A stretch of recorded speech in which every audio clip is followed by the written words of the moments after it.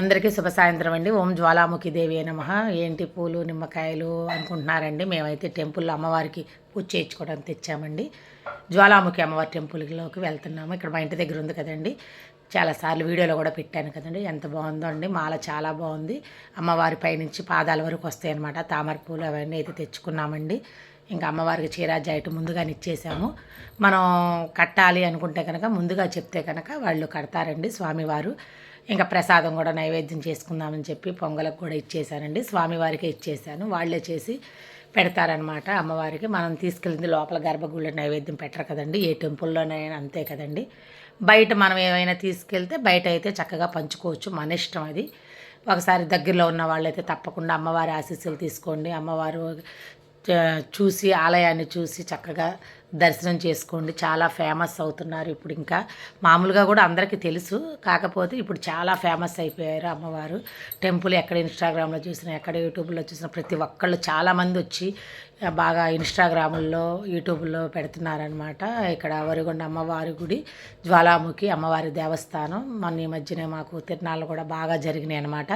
ఎప్పుడూ లేనంతగా ఘనంగా చేశారనమాట ఈ సంవత్సరం.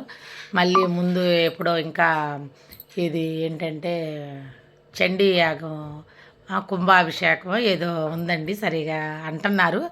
ఇంకా అప్పుడు అక్కడ రాస్తున్నారు అనమాట బ్యానర్లు. జూలై నెలలో ఉన్నాయంట. ఆగస్టులోనో జూలైలోనో, ఆగస్టులో ఉన్నాయంటండి. 15, 16 అట్లాగా అక్కడ రాస్తున్నారనమాట. మేము వెళ్ళినప్పుడు పాంప్లెంట్లు అక్కడ అదే దాన్ని ఏమంటారు, బ్యానరు తయారు చేస్తున్నారనమాట. తప్పకుండా రండి. ఏదో ఒక అక్కడ అమ్మవారు దగ్గర ఏదో ఒక కార్యక్రమం అయితే నిర్వహిస్తున్నారండి. నెల నెల పౌర్ణమికి కూడా చండీ యాగాలను చేస్తారు అమ్మవారికి. ఎవరైనా కావాలంటే తప్పకుండా చేపించుకోండి. అమ్మవారి ఆశీస్సులు తీసుకోండి. అమ్మవారు ఎప్పటి నుంచో బాగా ఫేమస్, కాకపోతే ఈ మధ్యన ఇంకా ఎక్కువ డెవలప్ అయిపోయిందండి గుడి. ఇప్పుడు వచ్చిన ధర్మకర్తలు వాళ్ళు చక్కగా చేస్తున్నారండి. ఇంప్రూవ్మెంట్ ఉంది, చాలా బాగా చేస్తున్నారు. టెంపుల్ కూడా చాలా చూస్తానికి అట్రాక్షన్గా కూడా ఉంటుంది. మెయిన్ ఏంటంటే మనం ఒక నమ్మకంతో వెళ్ళాలండి. ప్రతి ఒక్క గుడి ఉందండి. సరస్వతి అమ్మవారు ఉన్నారు, వినాయకుడు ఉన్నారు, నవగ్రహాలు ఉన్నాయి, ఆంజనేయ స్వామి వారు ఉన్నారు. అందరికీ ఎక్కడ అభిషేకాలు కావాలన్నా చేస్తారు. ఏదైనా కాంటాక్ట్ కావాలంటే కనుక అమ్మవారి గుడికి వస్తే అన్నీ అక్కడ ఆఫీస్ ఉంది, చక్కగా వాళ్ళు చెప్తారండి.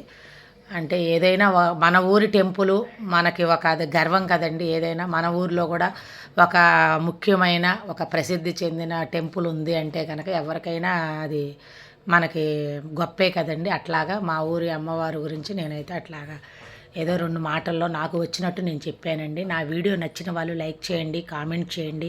అందరూ ఐకమత్యంగా ఆరోగ్యంగా కలిసిమెలిసి ఉండాలని చెప్పి అమ్మవారిని మనస్ఫూర్తిగా కోరుకుంటున్నాను.